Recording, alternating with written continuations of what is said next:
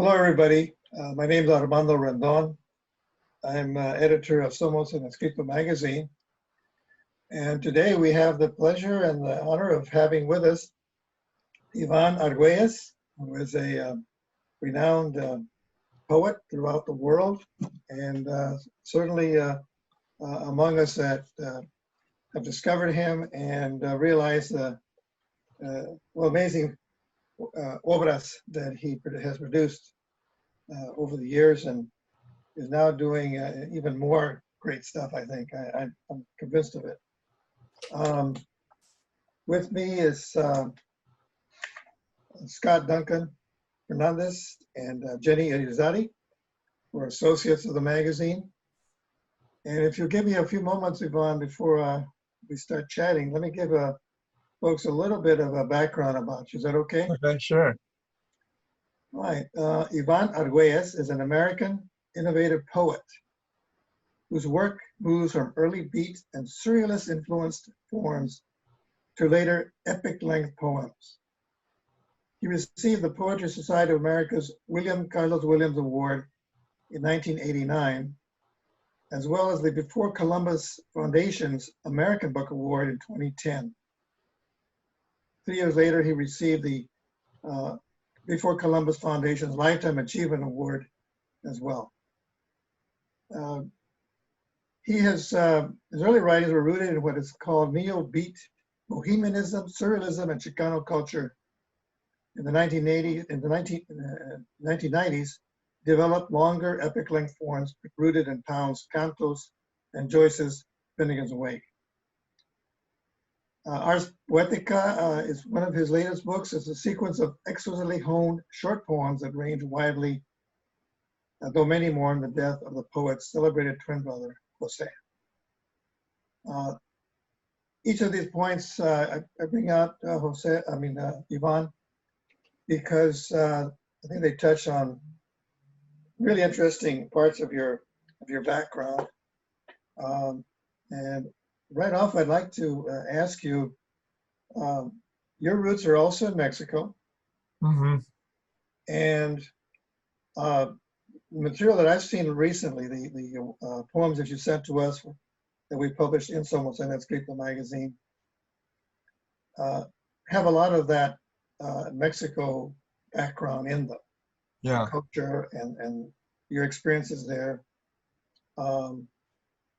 So I'd really like to start off by asking you something about what what the time that you spent in Mexico, how it's influenced your poetry, and is it even more involved in your work nowadays, or can you tell us about that? Yeah, it's I didn't really spend. I spent my first 5 years of life in Mexico City, in Distrito Federal.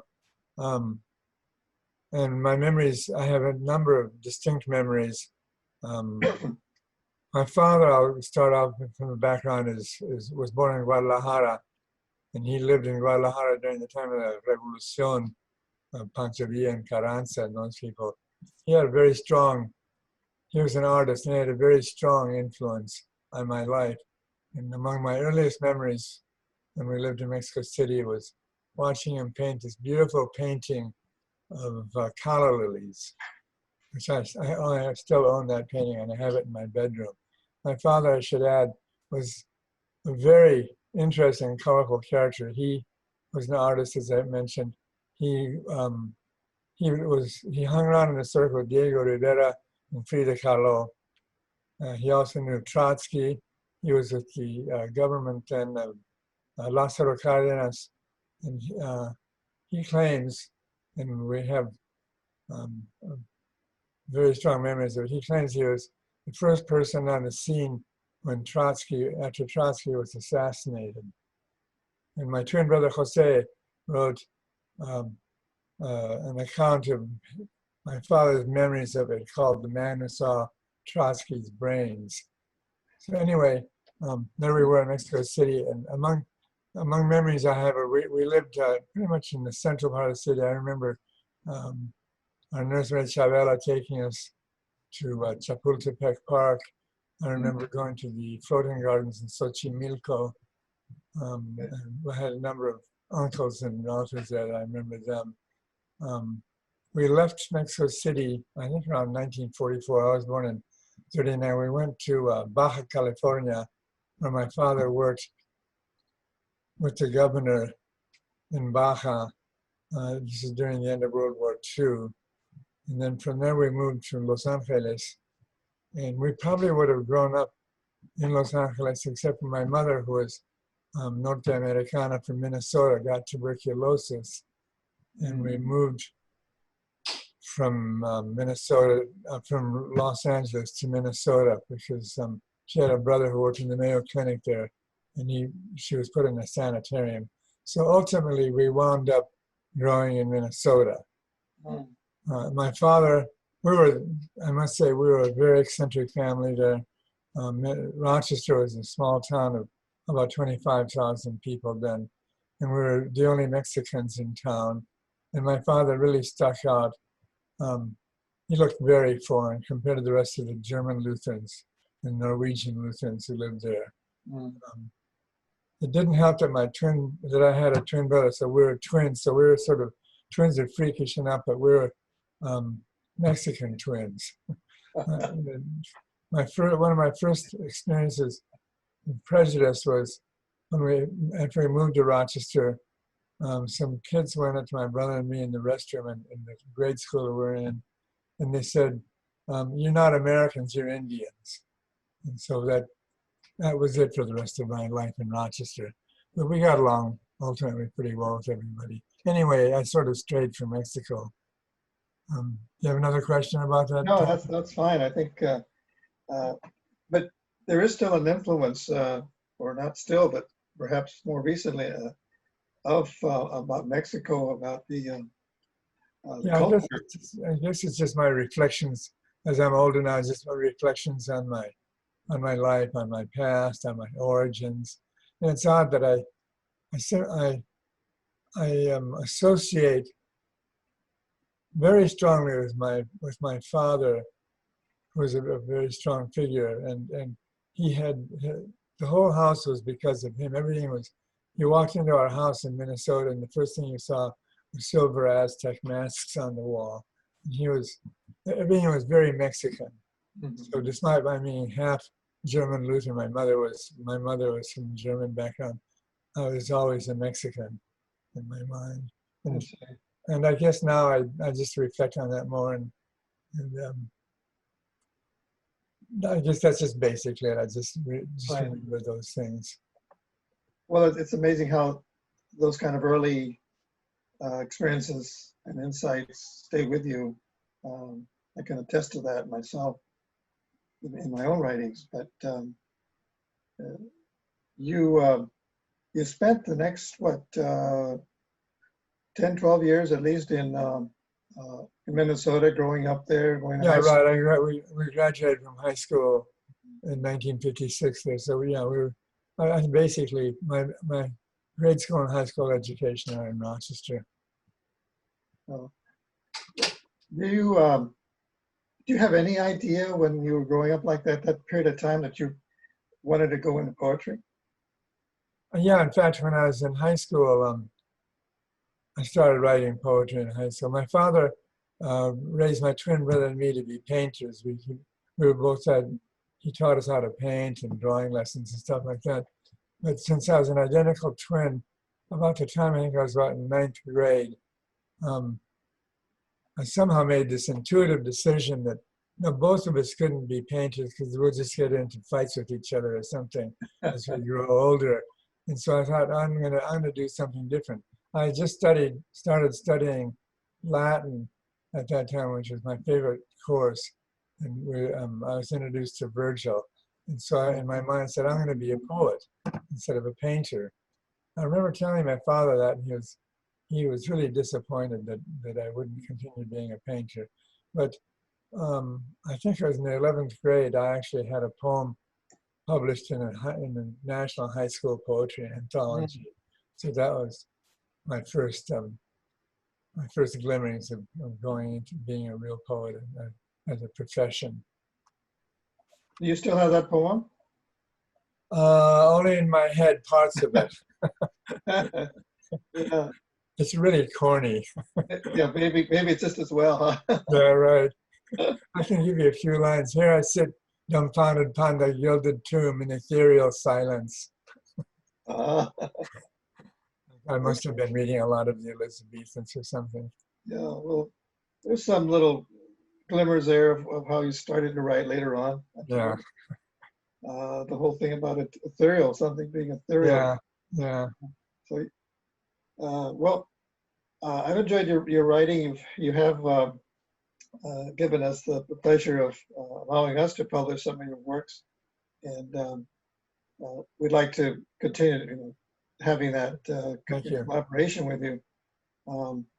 I guess the other thing that I was interested about was, okay, so you got out of high school, you went into, uh, you must have gotten a job, or did you? No, I went to the University of Chicago. Okay. Both my twin brother and I, we both got scholarships to different institutions at first. I got a scholarship to the University of Minnesota, and my twin brother got one to Valparaiso College in Indiana.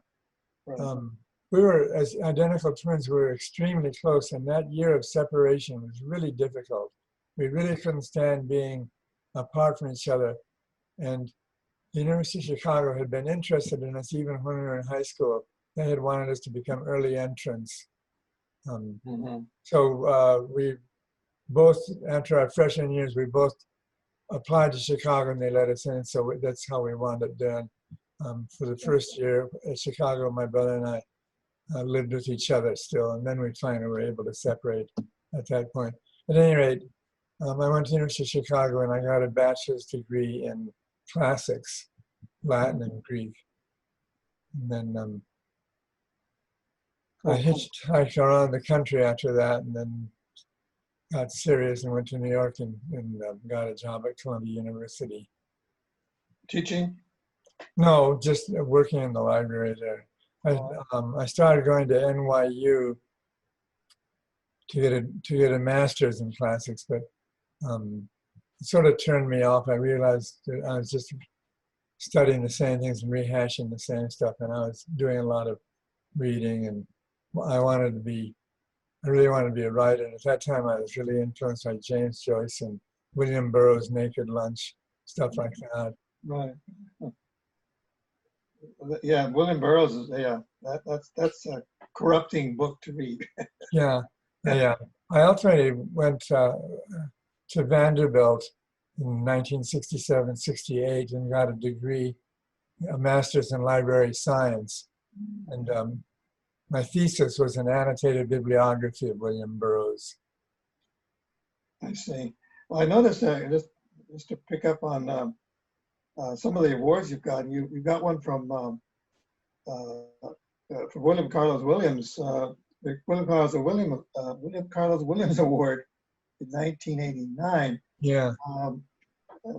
Were you aware at that time that he was actually probably our first Latino poet? Not really. I didn't. I mean, I wasn't even aware that I was going to get the prize. My publisher, we had done. My publisher was a punk photographer named Craig Stockliffe, and he'd come into some money, and we decided to do a joint book of my poems that matched by a photograph of his. So it was a big, beautiful book. It's called "Looking for Mary Lou: Illegal Syntax," and he had sent it to the Poetry Society of America. And I hadn't known he'd done that. And one day I got a letter in the mail saying that I had just won the William Carlos Williams Award. And I looked at this letter 2 or 3 times saying, they're not saying I'm being considered for it, I won it.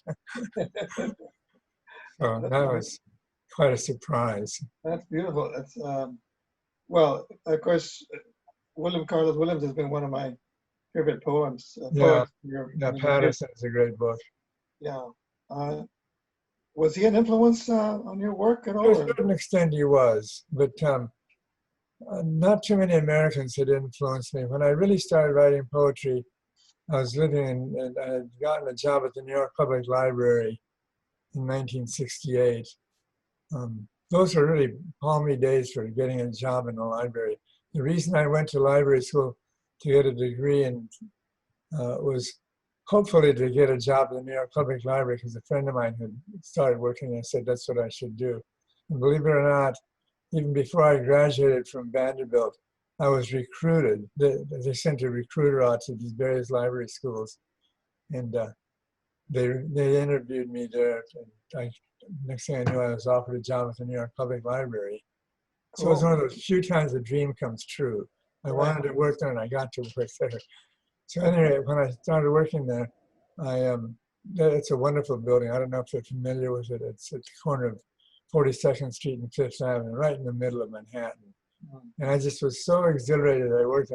I'd walk down these big steps with two stone lines on the sides. And I would tell myself, I'm in the middle of the universe. And I just felt so hectic and flashing by and everything with all the traffic at noontime. But anyway, so I started really writing poetry then.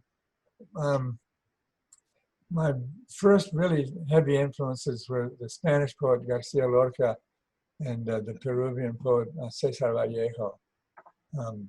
Both of them, I really had a very strong influence on me. But while I was at New York, I started, there was a reading room downstairs and they had lots of poetry there. And I just go down there and start picking up the American poets that they had there. And the poet that really hit me, William Carlos Williams was one of them, but the poet that really hit me was Frank O'Hara. Oh, really? Yeah, and he had published at City Lights a little book called Lunch Poems. I loved that book, and I discovered that he had been working at the Museum of Modern Art, and he wrote his poems at lunch. And I said, I'm doing the same thing. I'm writing my poems at lunch. So from that, as I had written right then and there, I got into the habit of writing poems almost daily during my lunch hour. I worked at New York Public for 10 years, from 68 to 78. And then I got a job here at the University of California, Berkeley, at the library. And by that time, I'd had my first two books of poetry published. And I continued while working at Berkeley, writing during my lunch hour. And that was basically how I got everything done. I'm going to ask you one more question real quick, but I want Scott and Jenny to get involved here too. But I want to find out from you how you made the connection with the beat poets. How that evolved? Did you was it something? The beat stuff was really big when I was in college. I was in college between 57 and 61, and Howell had come out. Jack Kerouac's On the Road was real big, and I read all those things, and that was a really big influence. And in fact, I graduated in June of 61 from the University of Chicago, and instead of being a good, straight, decent guy, I decided, no, I'm going to hitchhike. I had this model of On the Road, and I actually hitchhiked from Chicago to San Francisco. Wow. I went down to New Orleans and across Texas. Then I took a side trip to Monterrey, Mexico, because I have an aunt. My aunt Aurora lived there. And so I stayed with her a little bit. Then I went back up into the States and wound up in San Francisco. But everyone was gone. There was no beat movement there anymore. I thought I was going to meet everybody, but it didn't happen.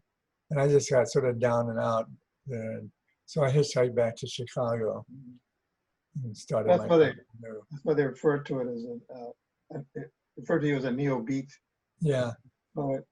I was pretty much in the same timeline, because I went to school, a little college called St. Mary's College, not far from Oakland. Yeah, over in Orinda. Between 57 and 61. Our paths just didn't cross. Talk about that. Yeah, when I was in Chicago, then it'd be hard to have cross. Yeah. Well, Jenny, Scott, do you have something you want to bring up with Yvonne? Any questions? Okay, we had to unmute. Sorry. Why don't you go ahead, Jenny?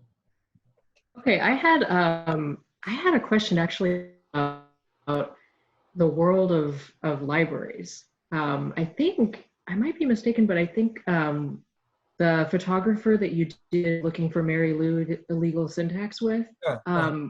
wasn't he as a librarian as well at the time? Yeah, he was. We knew each other. He worked for me when I got there.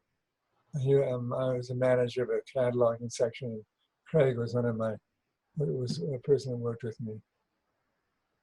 Hmm. I guess I'm wondering, like, seems like there's this underground world of like librarian artists, and I don't know. The book made me curious about that. I don't know about that. I don't know how to answer that. I don't really know if that's true or not. I mean, I worked in the library, and there were other poets and similar types, but there weren't that many. The thing I felt working at the University of California was it was a large academic institute, and I was an academic librarian, but you could never get any respect unless you were really a professor. I knew a number of, Robert Haas was there, for example. And June Jordan was there. June Jordan, by the way, was the judge of the Poetry Society of America. She was the judge who selected my book, Looking for Mary Lou. The second place book that year was Gregory Corso's Minefields. So I felt pretty good about beating Corso out since he was one of the great beats. Scott, you have something to bring up? Yeah, maybe not as great as in articulate, but like Ivan, your background in art and interest in surrealism kind of in reading your work kind of reminds me how in drawing when you learn to draw something representational, like you have to train yourself to get over your own definition of the object. So if you're drawing an apple, like your idea of the apple gets in the way, and it kind of makes me wonder, like with your work, it's both like seems very real, but also it has the elements of surreal, right? Do you try to approach reality more, or are you trying to like how do you go against definition, or do you try to juxtapose definition? To me, reality is a series of juxtapositions, which is basically what surrealism does. By juxtapositions, you have two objects or two concepts that seem in the first instance to have nothing to do with each other, and that's what makes surrealism seem jarring at first. Were there any particular artists that affected you or affected your writing? I think the surrealist artists like Salvador Dali, Max Ernst, I like him a lot. Miró, the Catalan painter Miró. And also Diego Rivera's murals are very impressive too.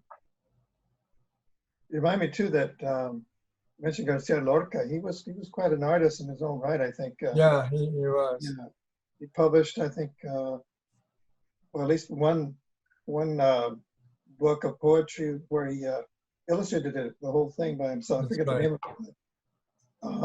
And he would often send cards with little drawings, and they were very drawings, yeah. Very unusual.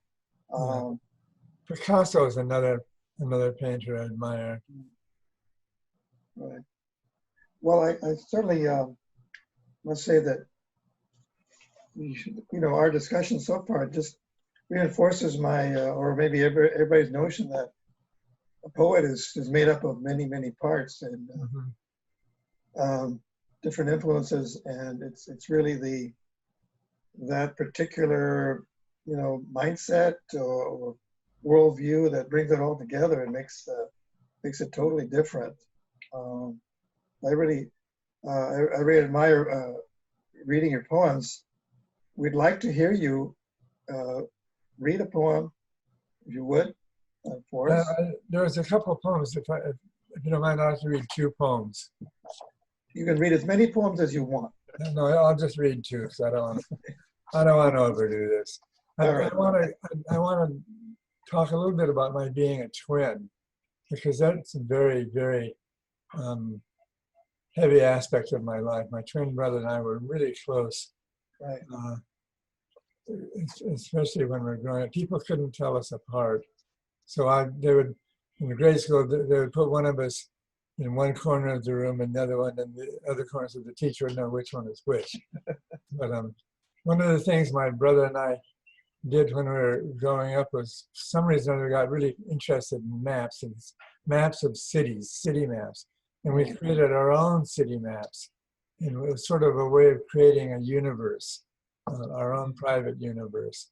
And so one of the poems I'm going to read is my favorite poem about of the many that I've written about my twin brother and I growing up in Minnesota and being who we were.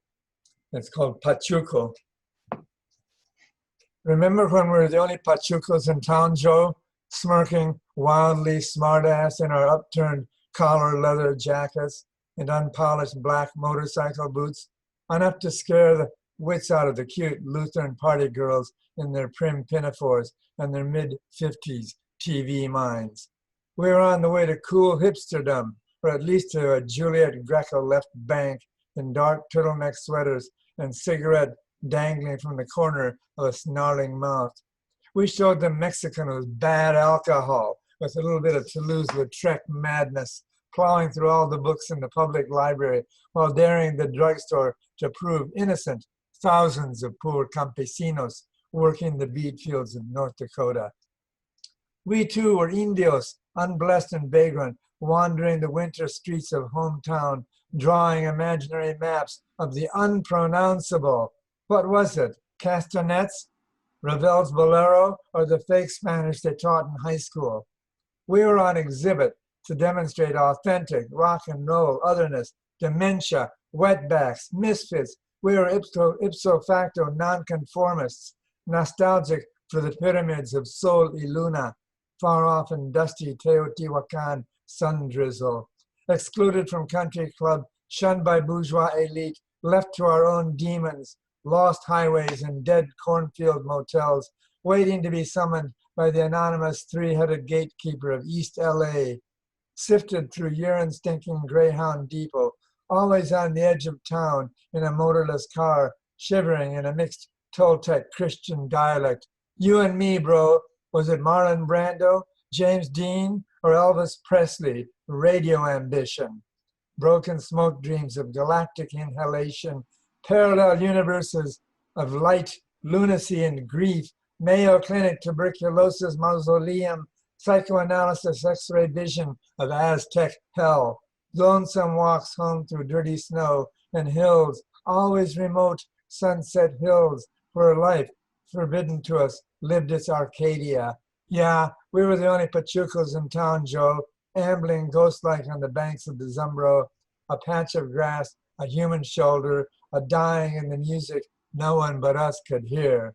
La pinche vida, hombre, la pinche vida.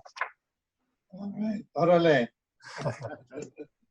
So that touches upon a lot of the aspects of our growing up and some stuff you've heard from me. Yes. I don't know how familiar I was with my twin brother, but he became a very prominent figure in the New Age. He was responsible for a book called The Mayan Factor, and a book about 2012. He was responsible too for harmonic convergence in 1987. Anyway, he was very much into Mayan stuff. He adopted an ultra persona. He thought he was a reincarnation of a Mayan. He called himself Balum Botan. But, he died, unfortunately, and quite surprisingly to me, as far back as 2011. So it's been it was very hard. I just couldn't believe that my twin brother was gone, but it was a very hard thing for me. The other poem I want to read right now is one that I wrote recently, and I think which you have, called Olvidos de mi padre, para mi hermana. I fell asleep in my father's arms. Though dead he's been more than 20 years, I nestled in his reek of disguised alcohol, shaving lotion, Old Spice tropic fantasy. It's easy to forget just how hard it was to earn his love and companionship. Exile that he was with Guadalajara hair. A faint curse was ever on his lips, to the routines of Lutheran synecdoche, and sarcasm dripped constantly in the twinkle of his cinematic eyes. Still, I burrowed in his post-meridian clasp a whole afternoon with his lemon drops and Mexican newspaper headlines, in and out of oils and acrylics on canvas, street names for unknown saints, and incense burning dense as beeswax in the air. Distance was his propriety, and music was St. John of the Cross at 3 a.m., blear-eyed from bar-hopping bouts and mornings wrapped in tortilla dough. He hustled remote as a pyramid of oil through days of anathema and dialect. How could I in his embrace ever fall, curtail my living self in his promised death? Full hours of plight and anguish, smoking decks of Pall Mall cigarettes, his hand unwavering, holding the subtle brush to splash color over an unwrapped thought, a cathedral, a half-dead donkey, colonial houses muffled in Aztec silverwork, filigree of bluish haze, his archaic skies, riddled with recollections of a mountain and the immense purple mysteries of a Tenochtitlan buried in Toltec grief.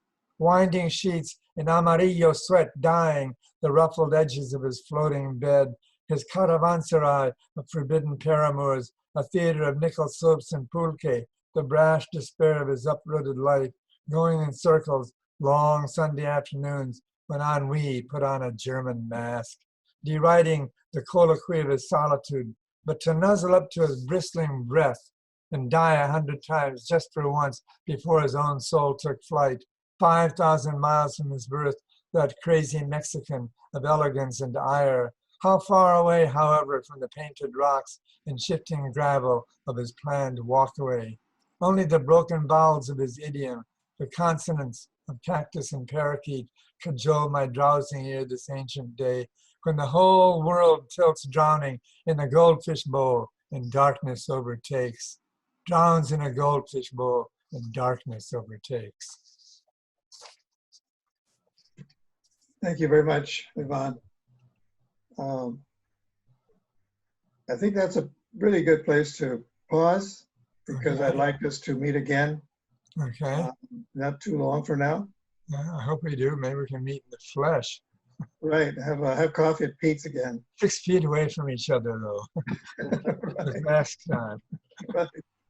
Somehow. Again, I want to thank you so much for your time and engaging us with your poetry. Thank you. Thank you. With Scott and Jenny and for Somos en Escrito magazine. We hope to see you again. And we intend to do more of these webinars, whether or not the coronavirus goes away. We're not going to go away. No, we won't. So with that, again, thank you very much. Well, it's been my pleasure. Thank you very much for having me. Stay safe. Yeah, thank you. Okay, all of you stay safe too. Bye. Okay. Adios. Hasta luego. Hasta luego.